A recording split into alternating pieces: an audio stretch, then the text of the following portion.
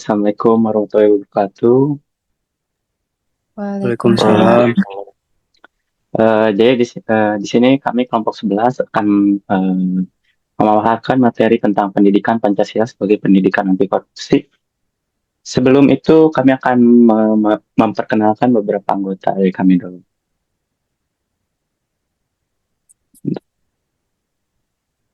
Oke, yang pertama boleh Erlangga. Saya Erlangga Muhammad Aditya Pratama, NPM 360. Selanjutnya Lanjut, ada Selanjutnya saya Gede Nur Hasya dengan NPM 24205038. Oke, selanjutnya ada saya sendiri Muhammad Aceh Fadil Reyes dengan NPM terakhir 359. Next. Saya Mutiara Sakinah dengan NPM 367. Oke, dan satu lagi sedang izin Muhammad Azam Mujahid karena halangan lagi pergi. Langsung aja kita ke materinya. Yang pertama itu ada latar belakang, boleh? oke. Latar belakang pada tema presentasi hari ini adalah korupsi itu menciptakan ketidakadilan sosial yang bertentangan dengan nilai-nilai Pancasila.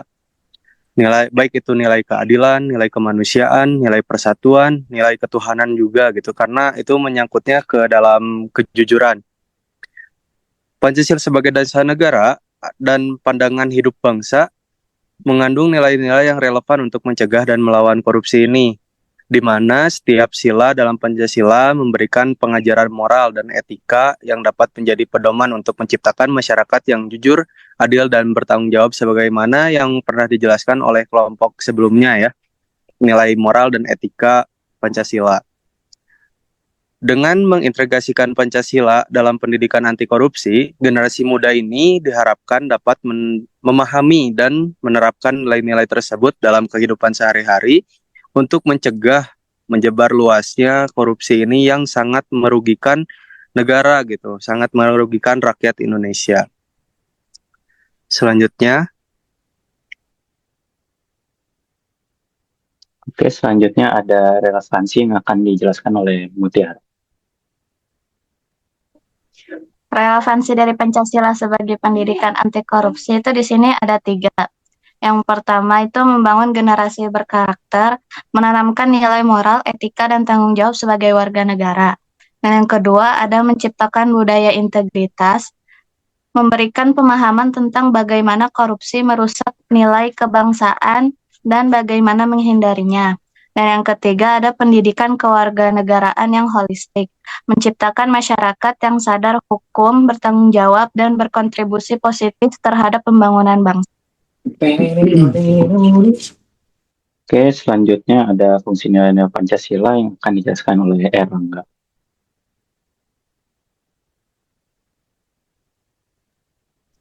nah, nilai-nilai Pancasila sebagai dasar anti korupsi itu tercakup dalam 5 sila yang ada di dalam Pancasila. Yang pertama, di sila pertama, sila ketuhanan yang Maha Esa, mendorong moralitas yang kuat dan kesadaran akan pertanggungjawaban kepada Tuhan. Jadi kan pasti di setiap agama-agama juga ada yang meyakini bahwa nanti pertanggungjawaban kita atas kelakuan yang telah kita lakukan di alam dunia itu nanti akan dipertanggungjawabkan gitu ya. Nah, itu adalah nilai-nilai Pancasila yang menyangkut ke ketuhanan yang Maha Esa, menyangkut ke kepercayaan kita gitu dari diri manusia kepada Tuhannya. Lalu nilai yang kedua ada kemanusiaan yang adil dan beradab. Nah, kalau tadi kan dari Tuhan kepada manusia, nah sekarang manusia kepada manusianya menghargai hak orang lain, keadilan, keadaban, dan ber yang berlawanan dengan perilaku korupsi yang merugikan banyak pihak gitu. Korupsi itu ya sangat merugikan banyak pihak gitu ya. Apalagi kalau sudah korupsinya eh, aset negara gitu ya. Kita juga sebagai masyarakat yang membayar pajak itu tidak akan merasakan manfaatnya gitu karena korupsi itu tadi. Lalu selanjutnya biar lebih singkat, Persatuan Indonesia. Korupsi mengancam persatuan bangsa dan menciptakan kesenjangan sosial. Pendidikan anti korupsi ini dapat menguatkan komitmen untuk menjaga harmoni dan keadilan gitu ya. Dengan adanya pendidikan anti korupsi, diharapkan akan semakin bersatu gitu negara Indonesia ini. Yang keempat, kerakyatan yang dipimpin oleh hikmat kebijaksanaan dalam permusyawaratan perwakilan ini mengandung nilai menekankan pentingnya transparansi, musyawarah, akuntabilitas dalam pengambilan keputusan gitu. Pasti ya, karena negara kita ini adalah negara yang demokrasi. Lalu yang kelima, keadilan sosial bagi seluruh rakyat Indonesia. Nilainya ini adalah sangat menolak korupsi yang mencederai prinsip keadilan sosial dan distribusi kekayaan yang adil. Baik, mungkin segitu saja. Next, pada slide selanjutnya. Oke. Baik, mungkin Selanjutnya ini ada studi kasus korupsi di Indonesia, boleh oleh Gaida.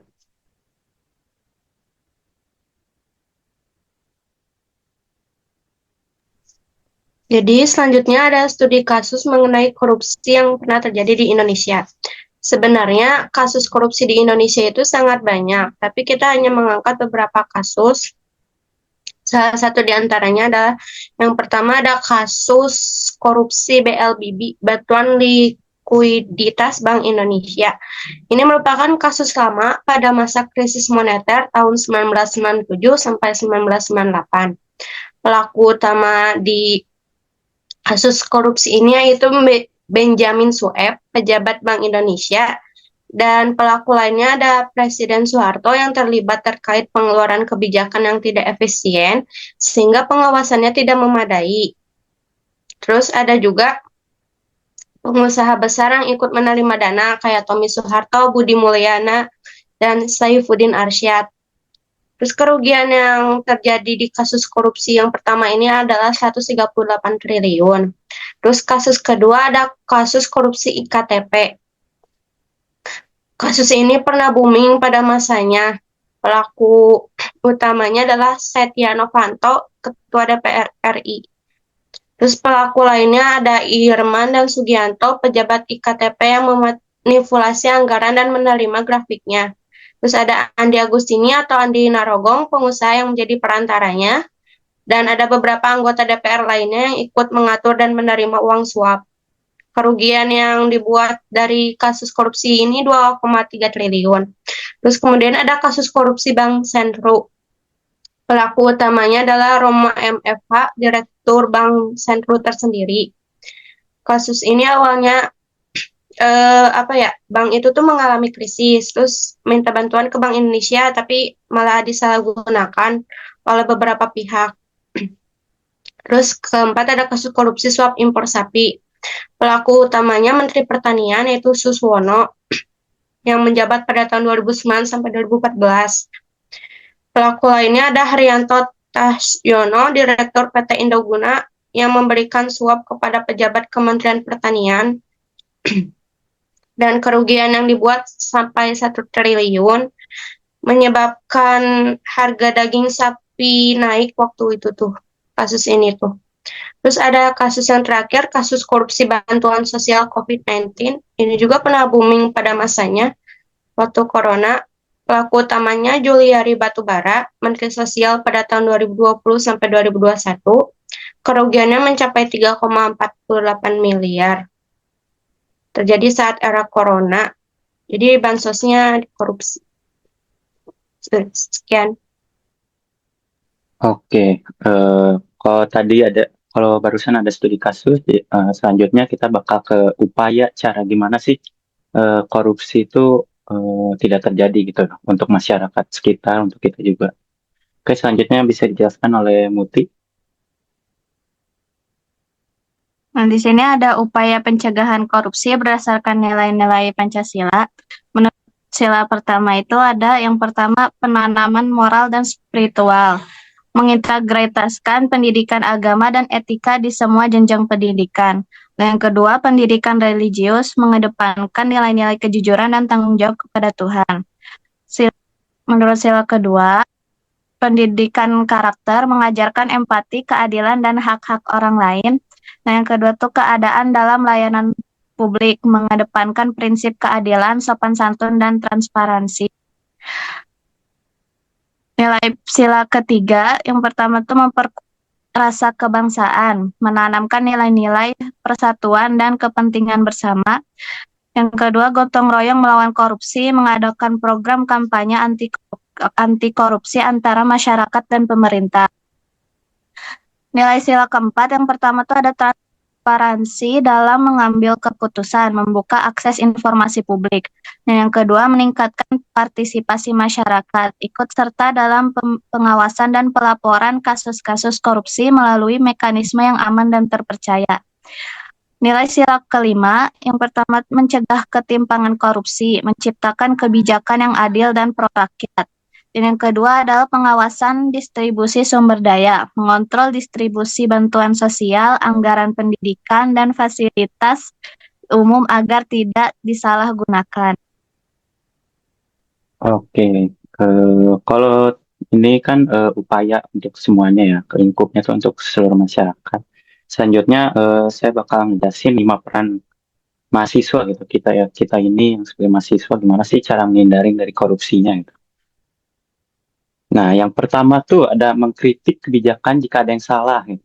Mahasiswa memiliki peran sebagai pengawas sosial yang kritis terhadap kebijakan kampus atau pemerintah yang dinilai tidak transparan atau berpotensi korupsi. Contohnya kita bisa kayak kemarin tuh undang-undang kayak yang ada kasus undang-undang yang dirubah gitu, kita bisa melakukan demo gitu untuk kebaikan untuk kita semuanya juga. Oke, yang kedua tuh ada aktif dalam kampanye anti korupsi, di mana mahasiswa dapat berperan sebagai agen perubahan dengan mengadakan atau terlibat dalam kegiatan kampanye anti korupsi di kampus maupun masyarakat, kayak misalnya ngadain seminar, diskusi, entah itu di kelas atau di kegiatan kampus juga, atau penyuluhan. Yang ketiga itu ada mengembangkan penelitian anti korupsi, di mana mahasiswa dapat memanfaatkan kemampuan akademisnya untuk melakukan penelitian mengenai strategi pemberantasan korupsi yang efektif berdasarkan nilai-nilai Pancasila. Ya kita tuh mikirin gimana sih upaya-upayanya dengan apa ya berlandasan nilai-nilai Pancasila. Yang keempat tuh ada menjadi teladan untuk yang lainnya, di mana mahasiswa tuh menunjukkan sikap jujur dan bertanggung jawab dalam setiap aktivitasnya, seperti ngerjain tugas tuh tanpa plagiat atau enggak tidak melakukan kecurangan selama ujian. Dan yang terakhir tuh mendorong budaya transparansi di lingkungan kampus, di mana mahasiswa dapat membuat program atau kegiatan yang mendukung transparansi, seperti sharing tips atau memberi ilmu tips pengelolaan keuangan suatu organisasi dengan benar. Oke, selanjutnya udah beres, kita bisa masuk ke sesi tanya jawab dan diskusi. Boleh kalau ada yang mau diskusi.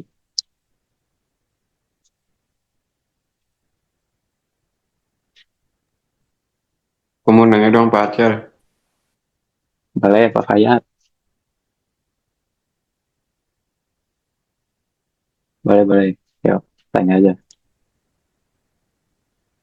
Kan kalau misalkan korupsi itu kan di berita suka muncul kerugian negara mencapai triliun apa miliaran gitu.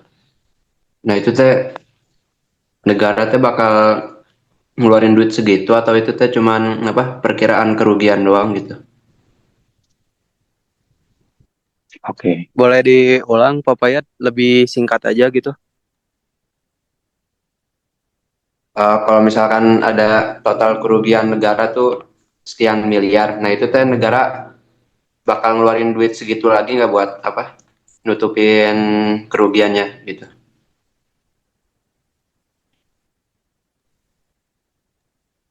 Oke, mungkin izin menjawab ya, Pak Fayat.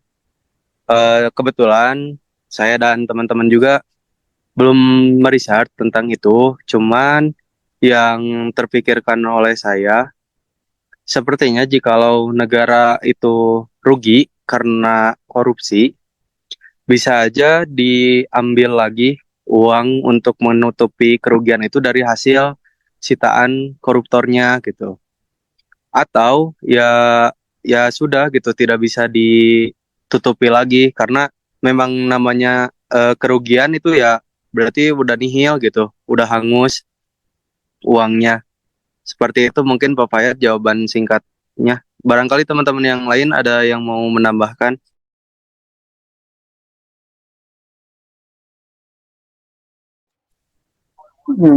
Izin menambahkannya mengenai pertanyaan tadi. Ya, seperti yang Erlangga bilang, namanya kerugian itu kayaknya negara bukan mengembalikan, gimana caranya mengembalikan. Karena kalau negara berpikirnya gimana cara mengembalikan uang itu supaya kembali, artinya negara harus mencari uang itu gimana caranya, mau dari pinjam atau gimana. Yang pada akhirnya apabila melakukan seperti itu artinya negara melakukan gali lubang tutup lubang. Jadi apabila terjadi korupsi yang sekian miliar, sekian triliun, ya itu sudah menjadi kerugian negara, artinya negara baru aja kehilangan uang segitu karena dampak dari korupsi yang terjadi. Jadi begitu kalau menurut sudut pandang aku kalau terjadi korupsi. Terima kasih.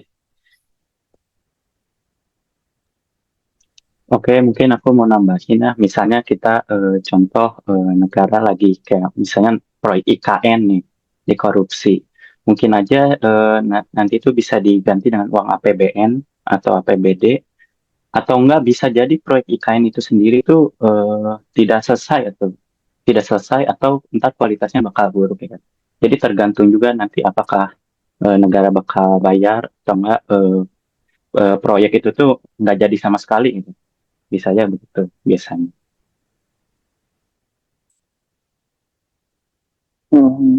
Aku izin bertanya, boleh? Boleh. Boleh Pak Suki.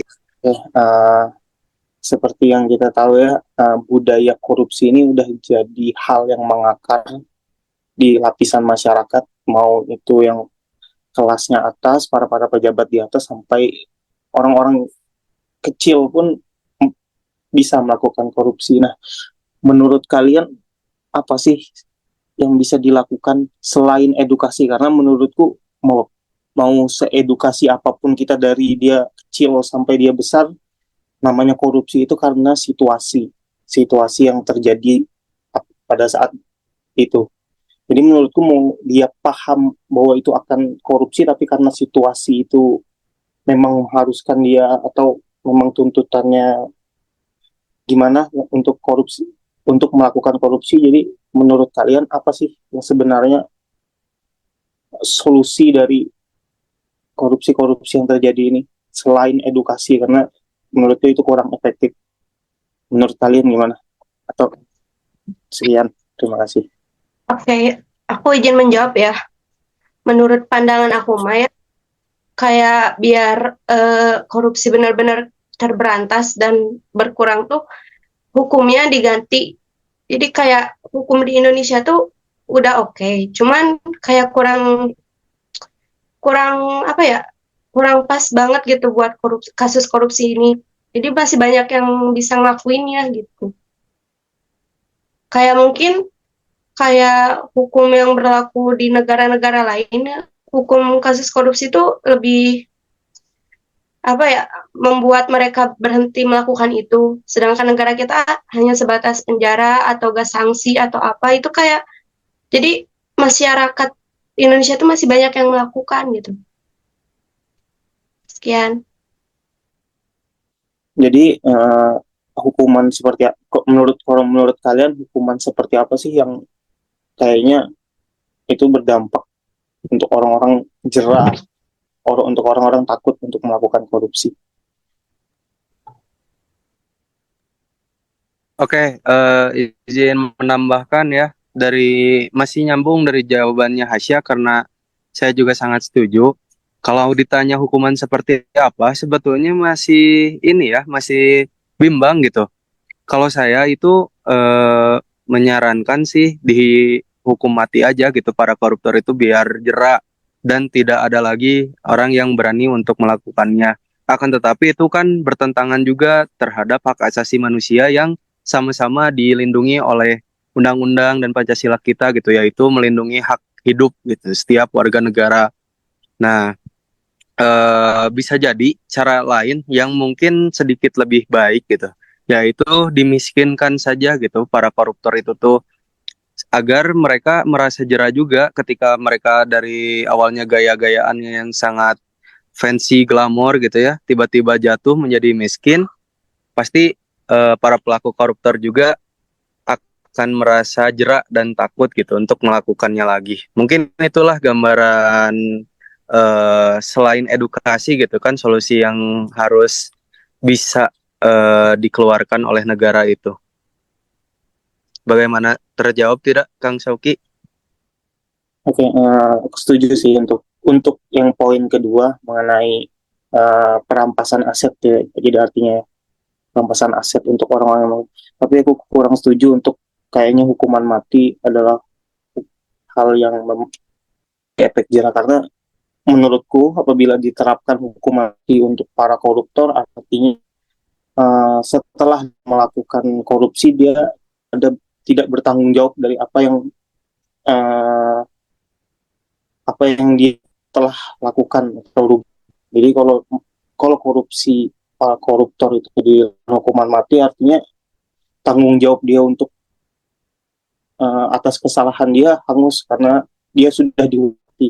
Ini menurutku untuk poin pertama kayaknya nggak nggak bisa dilakukan untuk koruptor hukuman mati. Tapi poin kedua itu hal yang bagus, yaitu perampasan untuk untuk koruptor yang melakukan korupsi. Oke, terima kasih Erlangga jawabannya. Oke, terima kasih juga Kang Sauki atas dan tanggapannya, sangat menarik. Terima kasih.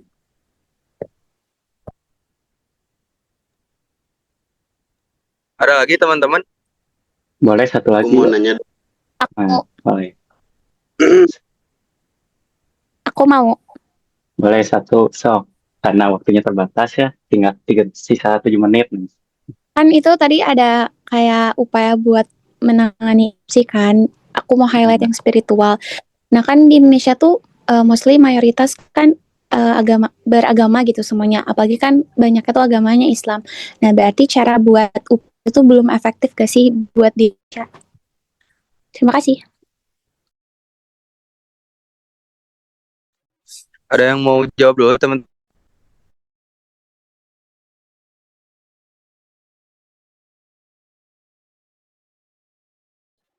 Tadi itu menyangkut di slide ke tadi teh Arcelis. Pokoknya yang upaya-upaya gitu deh. Terus kayak ada upayanya tuh kan spiritual. Nah Indonesia kan beragama gitu. Berarti cara itu tuh nggak efektif dong. Sedangkan kayak di negara-negara lain tuh yang mayoritasnya tuh kayak yang tidak beragama gitu. Tapi hukumannya tuh kayak si koruptornya tuh kayak dimiskinkan 7 turunan kayak gitu-gitu. Nah pembedanya tuh apa yang bisa membedakan kayak Indonesia sama yang lain tuh bisa beda gitu loh. Kayak kenapa tidak efektif gitulah pokoknya mah. Kenapa nilai ketuhanan untuk upaya dengan nilai ketuhanan itu kurang efektif untuk mencegah korupsi gitu mungkin ya singkat. Dan dibandingkan dengan negara lain yang lebih efektif itu cara yang tidak berpatok kepada, bisa dibilang gitu ya kasarnya tidak berpatok pada nilai-nilai ketuhanan. Di negara lain itu mayoritas tidak beragama. Iya, jadi mau tuh kayak gimana gitu. Berarti kan upaya spiritual itu efektif di negara kita atau gimana gitu. Kalau menurut saya ya saya setuju upaya spiritual itu kurang mendongkrak gitu kesadaran para petinggi-petinggi negara ini untuk melakukan korupsi. Bukan hanya petinggi-petinggi negara ya, mungkin juga ada rakyat-rakyat biasa yang menyepelekan gitu hal-hal seperti korupsi ini. Kenapa? Karena biasanya orang-orang itu kalau misalkan sudah, ya kita kan manusia diberikan yaitu nafsu gitu ya. Ketika sudah gelap mata, sudah termakan hawa nafsu, mereka itu sudah tidak ingat lagi gitu, tidak ingat kepada nilai-nilai agama yang mereka masing-masing pegang gitu. Mungkin ya kalau misalkan dari secara pendidikan anti korupsi sudah diedukasikan, tapi kesadaran dalam masyarakatnya pasti lebih kurang karena ya itu ketika sudah gelap mata ya tidak terpikirkan lagi.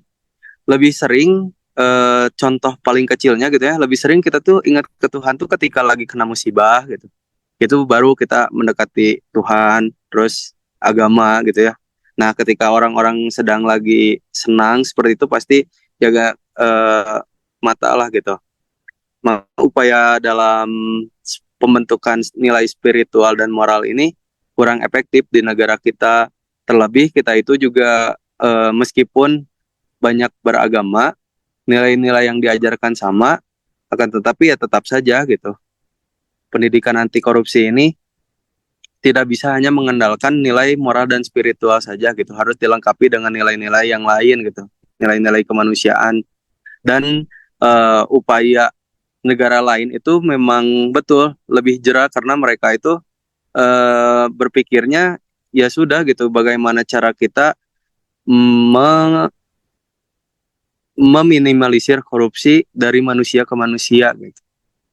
Mungkin itulah jawaban dari saya, semoga dapat dipahami. Oke, terima kasih. Ada yang Oke. mau menambahkan? Fayat, Sauki, siapapun, Boleh, Sob. Eh, teman-teman menambahkan kelompok 11. menambahkan dari yang Erlangga tadi ya, kayak nilai ketuhanan tuh udah efektif kurang relevan. Ada pernah salah satu duta